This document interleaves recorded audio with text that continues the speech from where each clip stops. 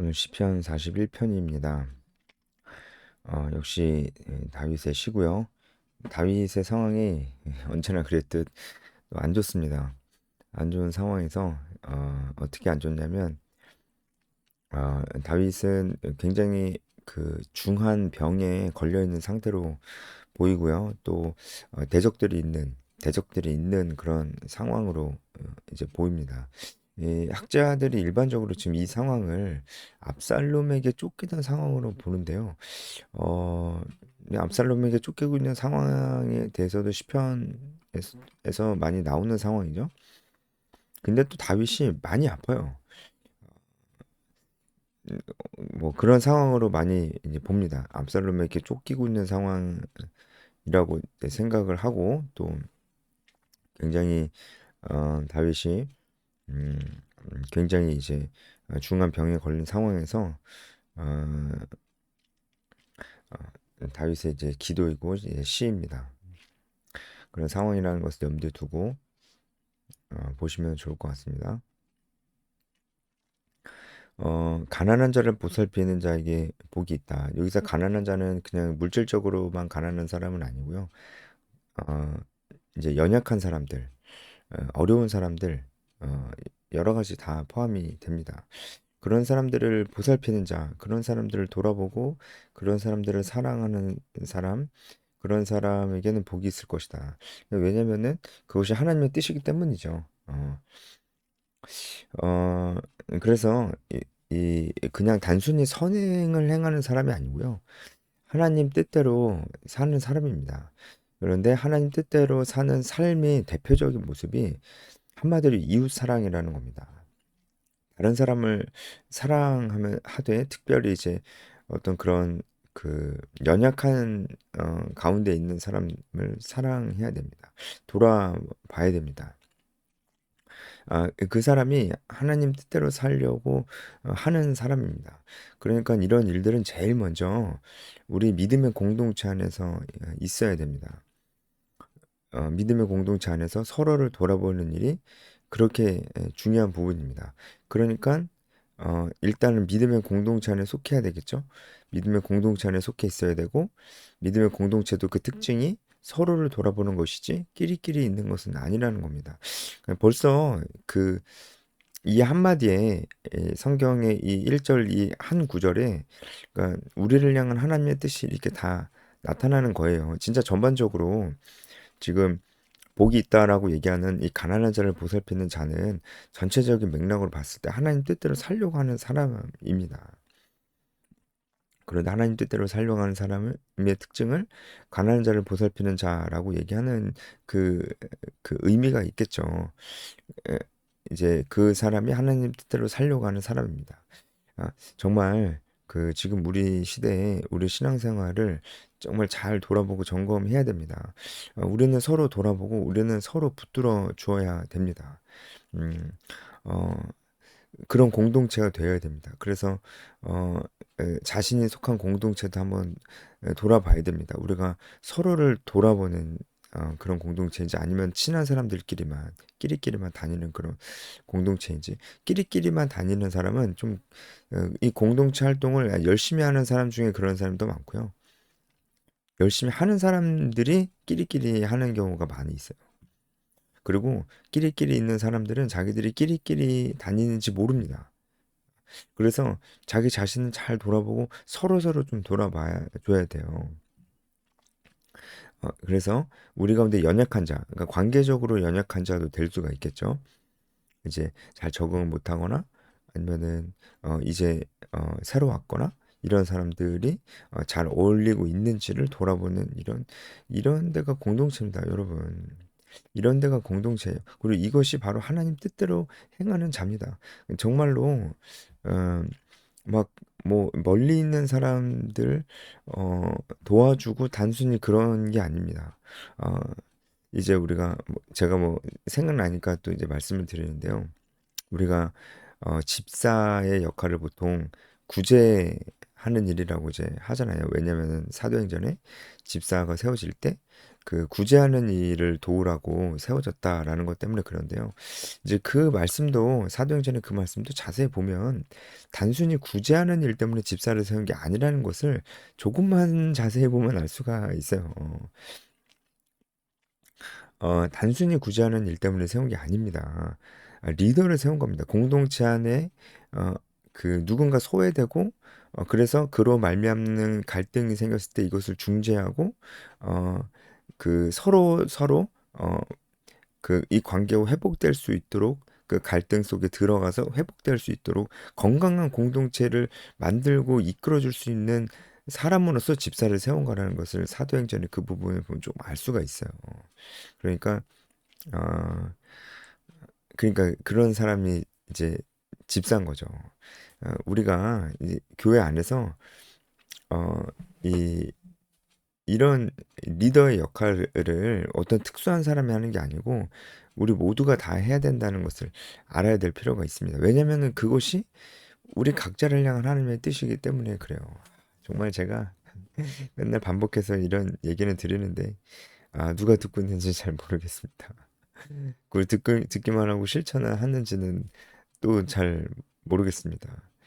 정말 저는 어, 그런 공동체가 됐으면 좋겠고 여러분이 속한 공동체가 정말 서로를 돌아보는 공동체가 됐으면 좋겠고 또 그런 공동체 청년들 그런 공동체 자체가 없는 청년들이 진짜 많아요. 청년이 거의 없으니까.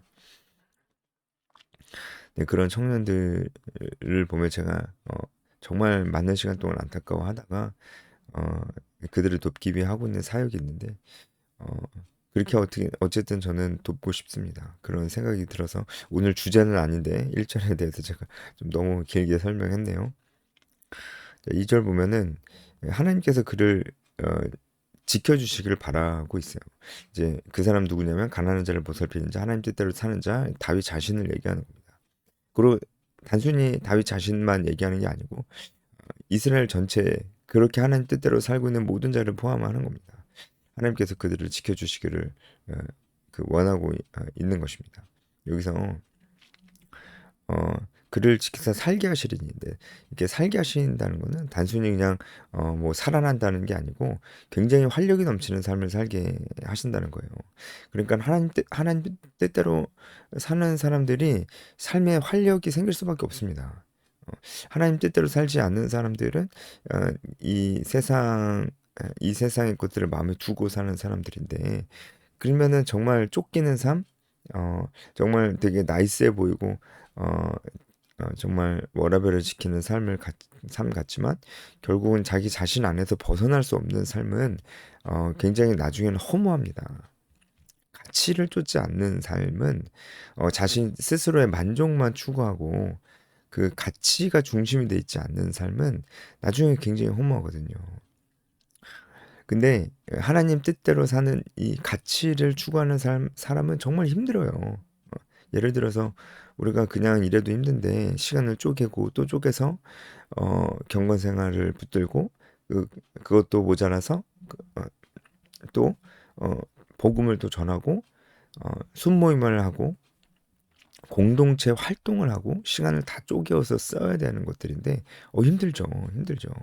그런데 그렇게 살 때 정말 의미 있는 삶을 살 수가 있어요. 가치 있는 삶을 살 수가 있어요. 그래서 그런 사람의 삶은 활력이 돋습니다. 이게 바로 살게 하시리니 이, 이, 이 말씀의 그 원어적인 뜻이 그렇습니다. 하나님께서 그런 사람들이 활력이 돋게 하시기를 원한다는 뜻입니다. 그리고 원수의 뜻에 맡기지 마소서.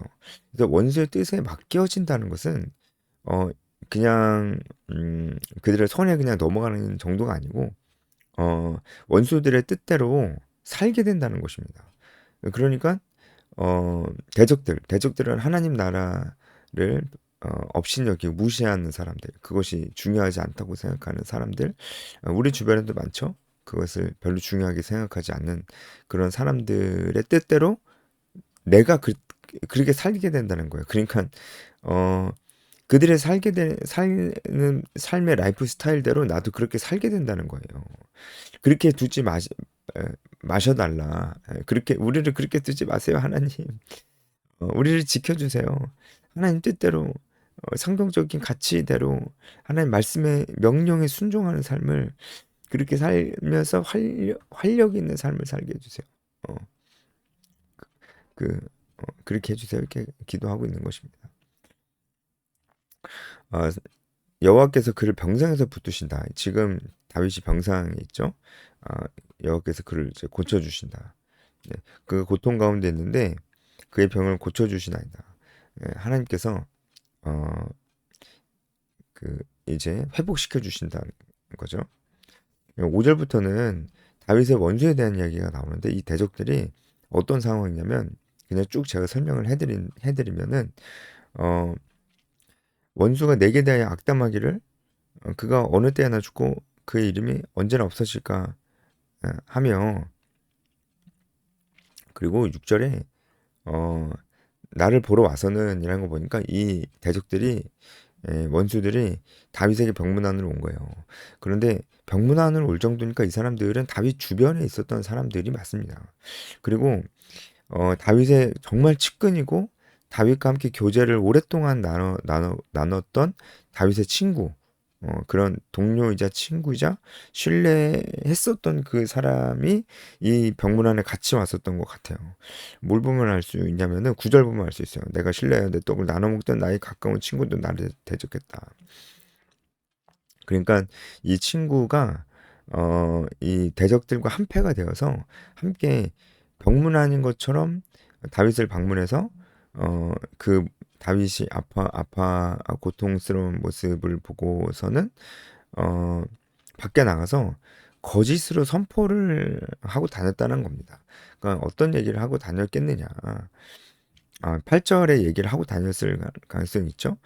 악한 병이 그에게 들었으니 이제 그가 눕고 다시 일어나지 못하리다. 그러니까 마치 다윗이 하나님께 저주를 받아서 이제 다시는 일어나지 못할 사람 상태인 것처럼 사람들에게 거짓으로 이제 선포를 하고 그래서 다윗은 왕의 자격이 없다. 다윗은 내려와야 된다. 이제 그 얘기를 하려고 하는 것이죠. 이 대적들이 그랬다는 겁니다. 근데 그 중에 다윗이 신뢰하고 오랫동안 교제했던 친구도 있었다라는 거예요. 그러니까 압살롬의 사건이라고 우리가 생각했을 때 이 친구는 아히도벨일 가능성이 높죠. 어, 다윗은 참 배신을 많이 당했습니다. 네, 지금 이 상황도 배신을 당한 상황이니까 다윗도 얼마나 괴로웠겠어요.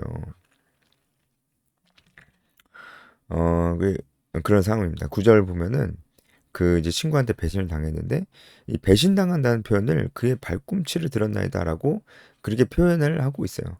이것은 히브리인들의 어떤 관용적인 표현인데 어 이제 이렇게 나귀 같은 그런 짐승들이 주인을 발로 걷어차는 경우가 가끔 있잖아요.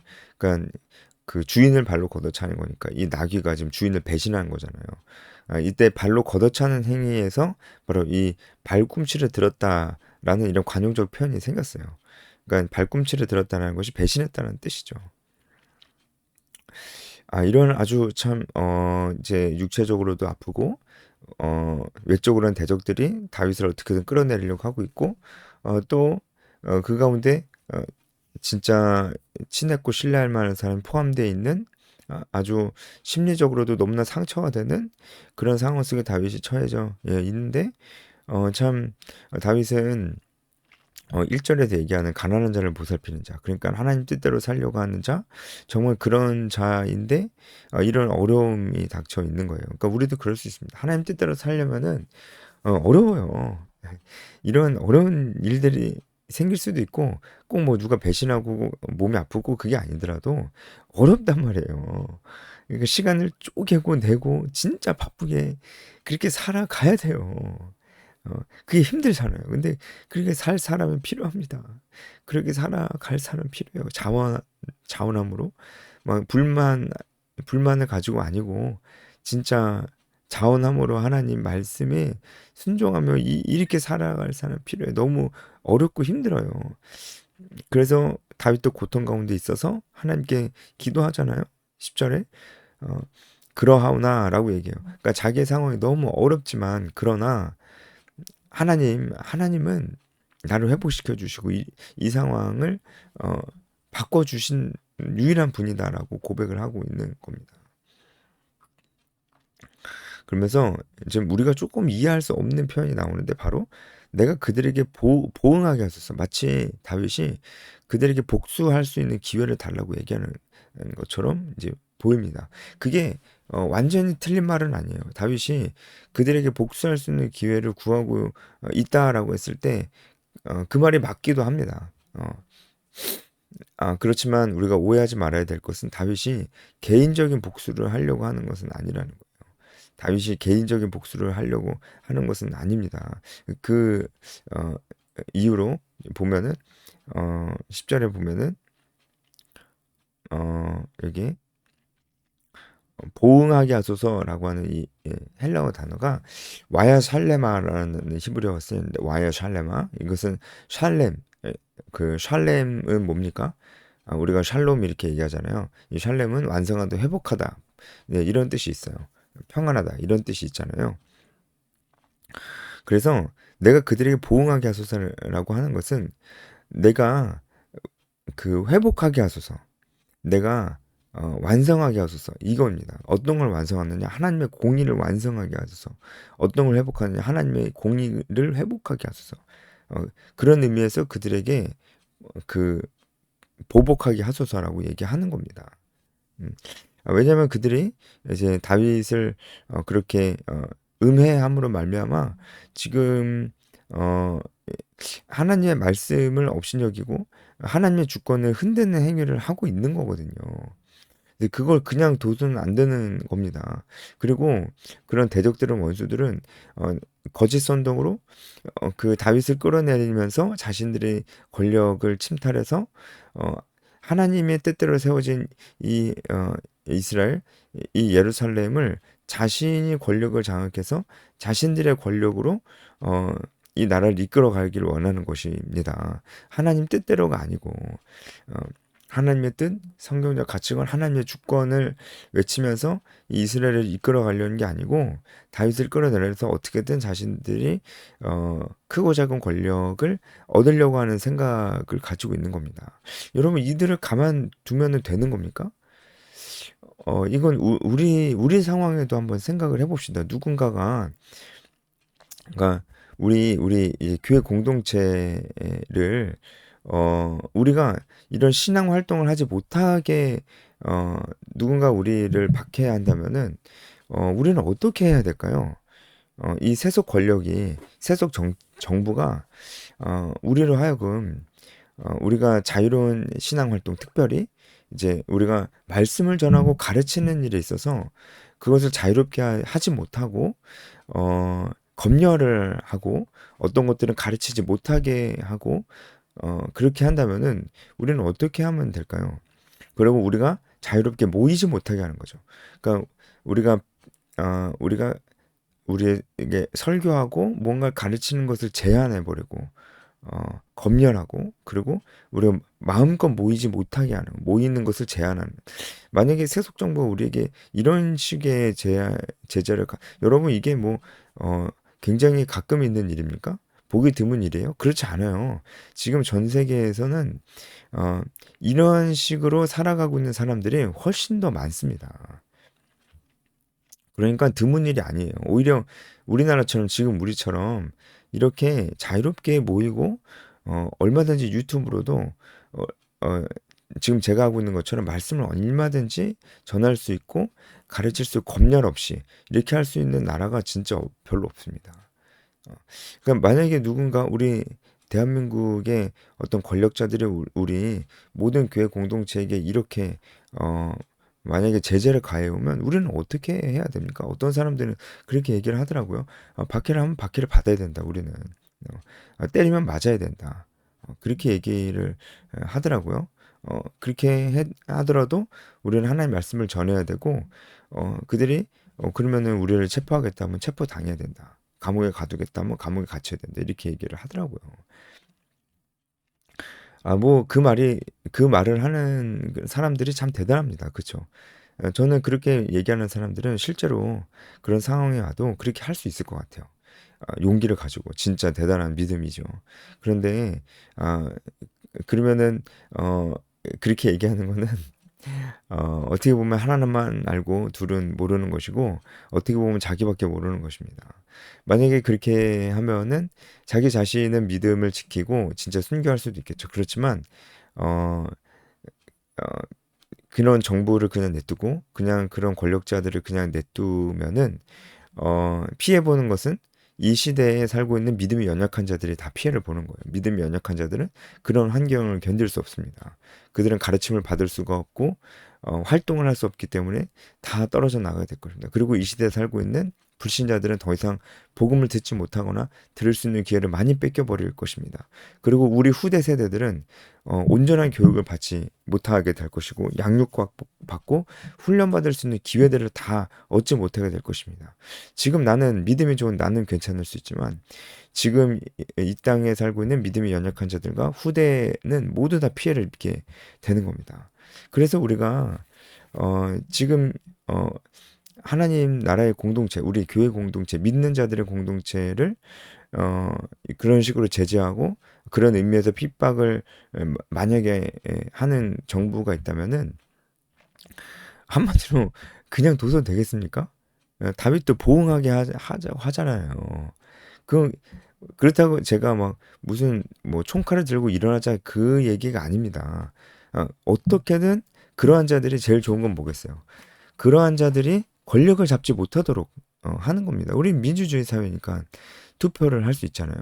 그리고 그들이 투표로 당선된 이들도 실제로 이 땅에 그 우리가 믿음을 가지고 활동할 수 있게끔 계속 그렇게 그 정책들을 이어나가느냐. 그러니까 한마디로 자유의 문제입니다. 자유. 종교의 자유가 있어야 우리가 이런 활동들을 할 수가 있잖아요. 이런 활동들을 하게끔 하는가는 우리가 감시해야 됩니다. 이게 청교도들의 신앙 고백이었어요. 청교도들도 그렇게 신앙 고백을 했습니다. 그러면 그런 게 없었으면 우리가 이 믿음의 공동체를 지켜나갈 수 없습니다. 우리의 대적들은 정말 교활하고 거짓말을 많이 합니다. 지금 다윗의 대적들처럼요. 그런데 다윗처럼 그들에게 보응할 수 있는, 그들에게 보복할 수 있는 기회를 하나님 제게 주세요. 이렇게 기도하지 않고, 어, 뭐 그들이 저렇게 거짓 선동하면서 나를 끌어내리면 당해야죠, 뭐. 때리면 맞아야죠. 뭐 이러고 앉아 있으면은 여러분 다윗이 지금 그러고 앉아 있습니까? 아니잖아요. 지키잖아요. 하나님께서 주신 그 나라를 지키잖아요. 그럼 우리는 지켜야 된다니까요. 그 뭐 제가 지금 뭐 정치적인 얘기를 하는 게 아니고 만약에 그렇다면은 우리가 어떻게 해야 되느냐 이런 꼭 우리가 아니더라도 그러니까 어떤 누구라도 믿음의 사람들은 그런 상황 속에서 어떻게 해야 되느냐라고 하는 것입니다. 실제로 지금 그런 의미에서 다윗도 개인적인 보복을 얘기하는 게 아닙니다. 지금 다윗은 하나님 나라에 대해서 얘기하고 있는 거예요. 하나님의 공의에 대해서 얘기하고 있는 겁니다. 실제로 다윗이 그 대적들을 보복하지 않고 그냥 두면요. 다윗은 끌려 내려오겠죠? 그러면 이 나라는 절대로 하나님께서 기뻐하시는 나라가 될 수가 없어요. 그들은 근본부터 하나님의 말씀을 업신여기는 자들이기 때문에 하나님 나라가 되고 그리고 무엇보다 하나님이 다윗에게 권위를 주신 분이 하나님이신데 다윗은 하나님께서 주신 그 권위를 그냥 지키지 못한 거예요. 그것은 다윗이 자신의 책임을 다하지 못한 겁니다. 그것은 착한 게 아니고요. 왼뺨을 맞으면 오른뺨도 돌려대라. 뭐 그걸 여기에 적용할 수 없죠. 그건 여기에 적용할 수 없죠. 그것은 다윗이 착한 게 아니고요.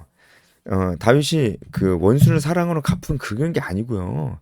다윗이 자신의 책임을 다하지 못한 겁니다. 그러니까 다시 말하면 다윗이 그들에게 보응하기 하소서라고 하는 것은 다윗이 자신의 책임을 다하는 겁니다. 하나님께서 그에게 기름을 부어주신 이유가 이스라엘 공동체를 믿음으로 그 이스라엘 공동체를 지켜내라고 하는 거 아니겠습니까?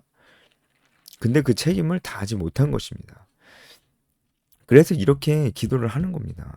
마치 개인적인 보복처럼 느껴지는 이런 기도를 다윗은 그래서 하는 것입니다. 그래서 원수가 나를 이기지 못할 것이다. 그러니까 원수가 패망할 것이다라는 것을 간절히 바라는 거예요. 개인적인 보복이 아니라는 거예요. 개인적인 보복이라면 다윗이 이렇게 간절하게 그들의 패망을 바랄 수가 있었겠어요?